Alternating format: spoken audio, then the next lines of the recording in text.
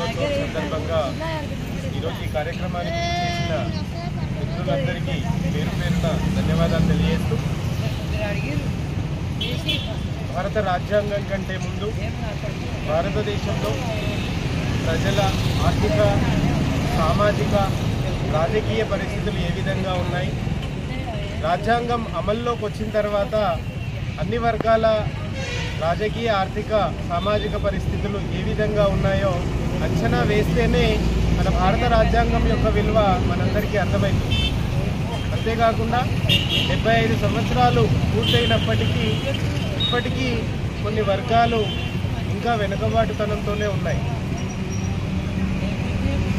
భారతదేశంలో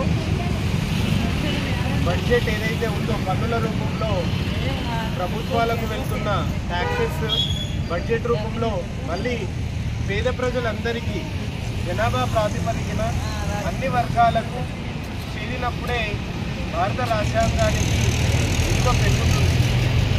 మన భారత రాజ్యాంగం ఎవరి చేతిలో ఉంటే, గొప్ప వాళ్ళ చేతిలో ఉంటే అది గొప్పగా ఉంటుంది, మూర్ఖుల చేతిలో ఉంటే అది మూర్ఖంగా ఉంటుంది.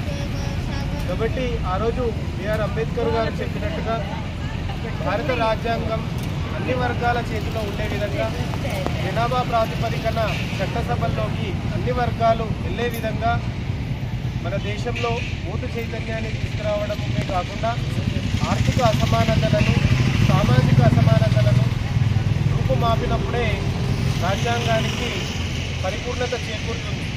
అందులో ప్రతి ఒక్కరూ ఈరోజు భారతదేశంలో పుట్టిన ప్రతి ఒక్కరూ కూడా భారత రాజ్యాంగం యొక్క అభ్యున్నతిని కాపాడడానికి, పరిరక్షించడానికి కృషి చేయాలని, అన్ని వర్గాల ప్రజలకు అన్ని రకాల అవకాశాలు కలిగే విధంగా మనమంతా కృషి చేయాలని కోరుతూ నాకు అవకాశం ఇచ్చిన మిత్రులందరికీ పేరు పేరున ధన్యవాదాలు తెలియజేస్తున్నాను.